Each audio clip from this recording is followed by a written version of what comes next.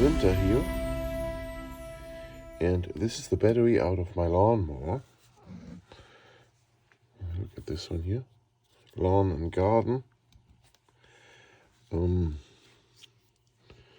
I have any labels on here? Here on the side, 519, this is when the battery was made, right? 519. Before you work on a lead acid battery, read those instructions here. Sulfuric acid in here can cause blindness or severe burns on your hands. So it's advisable to wear gloves.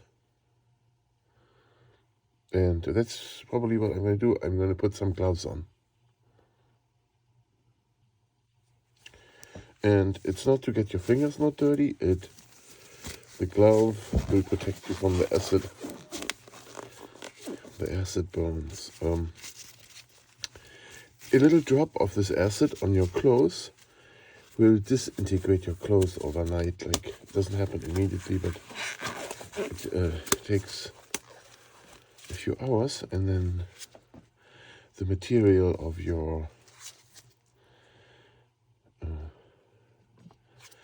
clothes will really break apart. Now, there are 6 cells in here, and they are covered with those covered. You can go underneath here, carefully lift this up. Oh, there's one. There we go. This is the valve body.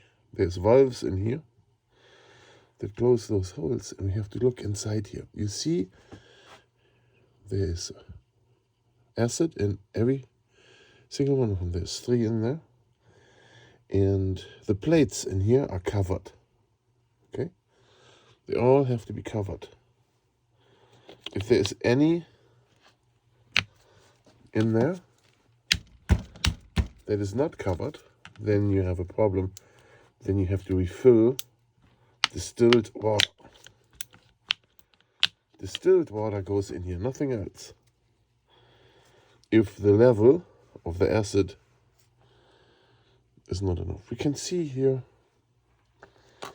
Oh, can we? Turn the light on in the camera.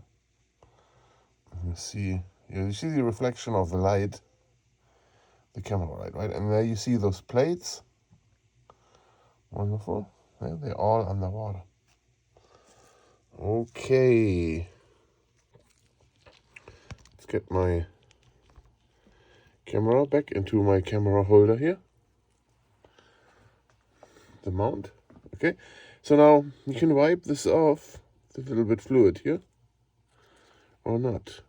We investigate if there's any cracks or anything in this valve piece. Nothing. No dirt in there. That's very good.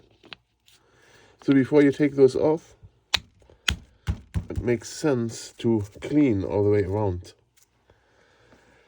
Alright, so when you have done that, then we can use a multimeter or a battery tester. Okay, so I have one here. This is like a simple battery analyzer and tester. We have the negative pole here, minus. The positive pole here, plus. Plus is red. And ground, minus here, is black.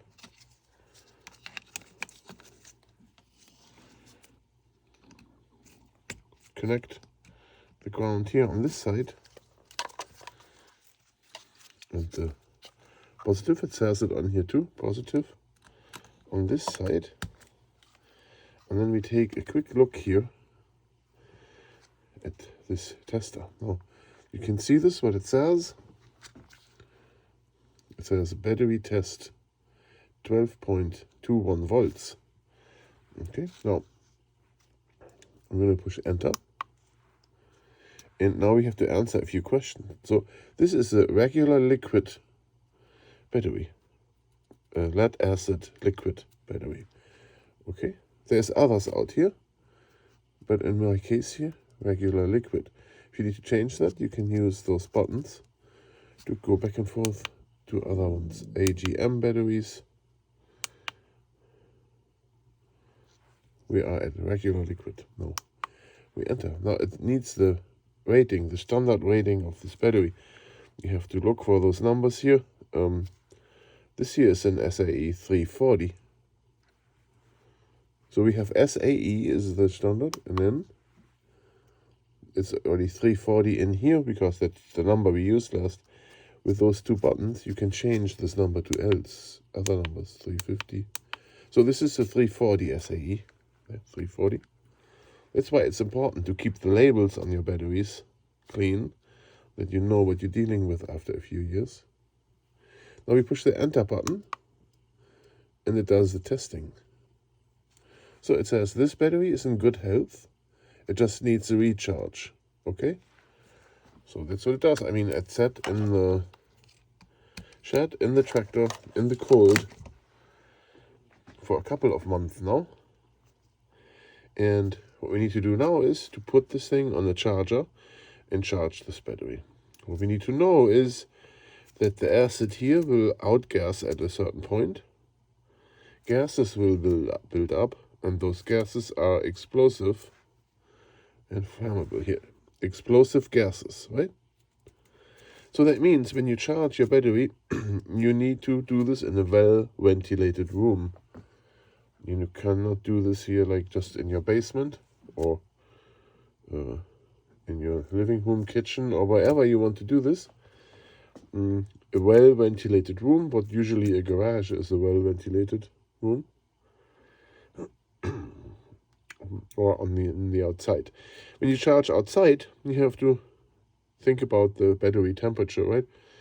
Even though they can be charged when it's cold, it's best to charge them at room temperature. Now, this has a big mass of lead in here. It will take 1 or 2 days to get up to room temperature if this thing was in the cold for a couple of months. So we had it very cold for a month, and this battery is down to a low temperature. If you bring it inside, it's not within an hour that it gets warm. It will take time, days, for this whole thing to warm through to get to room temperature. And once we have it at room temperature, then we use a charger. The more intelligent the charger is, a smart charger, the better for the battery, I tell you. And that's the last thing you do. You charge it with a smart charger, and then your battery is good for the next year for your lawnmower or car or whatever you drive. So I hope you liked this video, and you can sign up for more. I hopefully see you in the next. Now welcome to the bonus track here, where I'm using this charger here. It's a no-go. We connect the ground over here, and then we connect the power over here, the plus.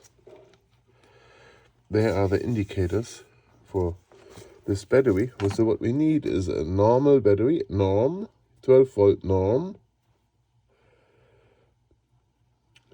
That's all we need to do here. This thing can handle it on its own. You just need to make sure that it goes to 12 volt norm. I'm going to plug this in. There. We see what's going to happen here. It is on 12 volt normal. So that means it's good enough. So it now does the same thing what the battery analyzer did.